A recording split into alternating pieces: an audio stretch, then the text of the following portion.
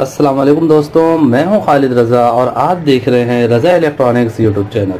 दोस्तों, आज की इस वीडियो में हम बात करेंगे कि हमें अपने घर पे कौन सी डीसी मोटर लगानी चाहिए, डंकी पंप लगाना चाहिए या फिर वरम पंप लगाना चाहिए। डीसी मोटर की स्पीड यानी आरपीएम कितनी होती है, कितने सोलर पैनल पे हम इसे चला सकते हैं, कितनी बड़ी बैटरी पे हम इसे चला सकते हैं। तो आज की इस वीडियो में हम इन्हीं टॉपिक पे डिस्कस करने जा रहे हैं।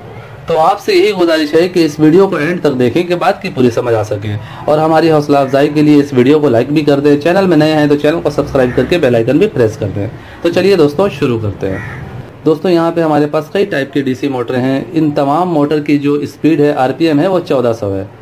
कुछ दोस्तों का यह सवाल होता है कि इन मोटरों को हम लाल पंप पे यानी बोरिंग वाली मोटर पे लगा के हम उसे डीसी पंप बना सकते हैं। तो नहीं दोस्तों, क्योंकि इसकी स्पीड 1400 है, 1400 आरपीएम है, इस वजह से आप इसे लाल वाले पंप पे यानी बोरिंग वाले पंप पे नहीं लगा सकते हैं।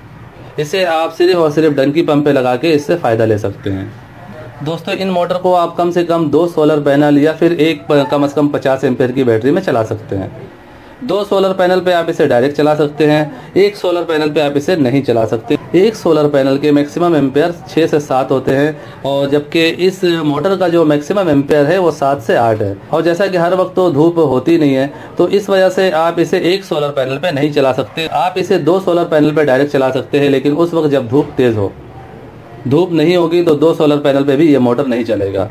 इस मोटर को इस्तेमाल करने का बिल्कुल सिंपली तरीका ये है कि आप एक छोटी सी 50-60 एम्पेयर की बैटरी ले लें और एक सोलर पैनल ले लें। उसके ज़रिए आप इसे सारा दिन चला सकते हैं। अगर हम बैटरी बैकअप की बात करें कि सिर्फ बैटरी पे इस मोटर को हम कितनी देर चला सकते हैं, तो 50 एम्पेयर की बैटरी में मैक्सिमम आप 3 घंटे इसमें से कोई भी मोटर, चाहे वो ये हो या फिर ये मोटर हो, आप चला सकते हैं। ये देखिए दोस्तों, ये वरम पंप है। इस वरम पंप में भी यही मोटर लगी हुई है, लेकिन छोटे साइज की मोटर लगी हुई है। इसमें सबसे छोटी साइज की मोटर लगी हुई है, जो कि ये है।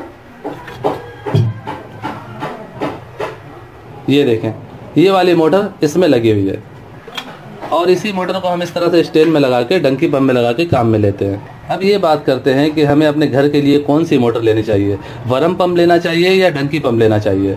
देखिए दोस्तों, इस पे मैंने ऑलरेडी कई वीडियो बनाया है। वरम पंप और डंकी पंप का जो खींचने का फंक्शन है वो एक जैसा है। दोनों में अलग अलग टेक्नोलॉजी इस्तेमाल की गई है। इसमें वरम लगाया गया है, डंकी पंप में बोकिया और वाल वगैरह लगे हुए हैं। दोनों की टेक्नोलॉजी में फ़र्क है, लेकिन दोनों का जो वर्किंग है वो एक जैसा है। यानी दूर के पानी को आप डंकी पंप के जरिए भी खींच सकते हैं और वरम पंप के जरिए भी खींच सकते हैं। लेकिन वरम पंप में ये मसला है कि अगर आप ज़्यादा दूरी से वरम पंप के जरिए पानी खींचते हैं तो इसका वरम खाली चलने की वजह से घिस जाता है, बहुत जल्दी जल्दी वरम में काम निकलता है। अगर आपको अपने घर के नीचे वाले टैंकी से पानी उठा के छत वाली टैंकी को भरना है तो उसके लिए आप बेशक वरम पंप इस्तेमाल करें। अगर आपको लाइन का पानी खींचना है और साथ में नीचे वाले टैंकी से भी पानी खींच के छत पे पहुंचाना है, अगर आपको दोनों काम लेने हैं तो उस सूरत में आप वरम पंप नहीं लगाएंगे। जैसा कि मैं बता चुका हूं कि दूर से पानी खींचने में मोटर खाली चल रही होती है, खाली चलने की वजह से इसका वरम घिस जाता है और जल्दी जल्दी इसमें काम निकलता है। तो दूर की पानी खींचने के लिए वरम पंप कामयाब नहीं है। ये सिर्फ आप नीचे वाले टैंकी से ऊपर वाले टैंकी को भरने के लिए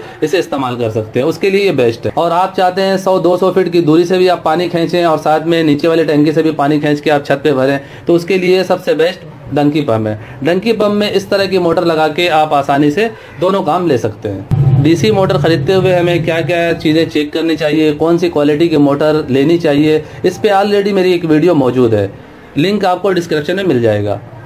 दोस्तों, यहाँ पर आपको कई टाइप के मोटरें नज़र आ रही हैं। इनमें जो सबसे बेहतरीन मोटर है वो ये है। इसे आमतौर पे करोला मोटर कहा जाता है और ये सबसे बड़े साइज़ की मोटर है और इसके एम्पेयर जो हैं वो मैक्सिमम 8 से 10 एम्पेयर होता है। यानी लोड पे 8 से 10 एम्पेयर इस मोटर के होते हैं। वैसे इसके जो खाली में अगर हम चलाएंगे तो इसके कोई एम्पेयर होते ही नहीं है। दोस्तों, यहाँ पे आपको कई टाइप के जो मोटर नज़र आ रहे हैं, इन सब में बेस्ट मोटर जो है डंकी पंप पे लगा के जो आप चला सकते हैं, चाहे वो 1 HP का डंकी पंप हो या फिर 1.5 HP का या फिर 2 HP का। यानी बड़े से बड़े साइज़ के डंकी पंप में भी इस मोटर को आप लगा के चला सकते हैं। ये इन तमाम मोटर में सबसे बेस्ट मोटर है।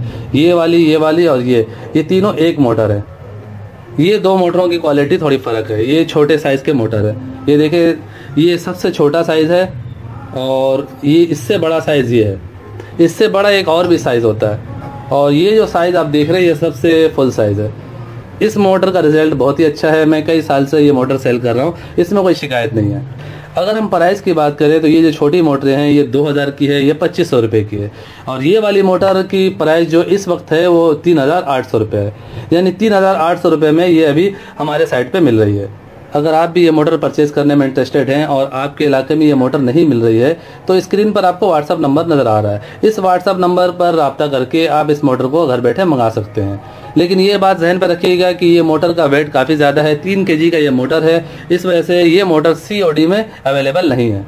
अगर वार्म पंप की प्राइस की बात की जाए तो ये जो वार्म पंप आप देख रहे हैं, इस वार्म पंप की प्राइस इस वक्त 5000 रुपये है।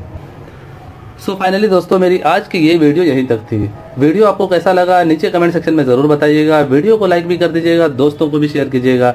चैनल में नए हैं तो चैनल को सब्सक्राइब करके बेल आइकन भी प्रेस कर दीजिएगा।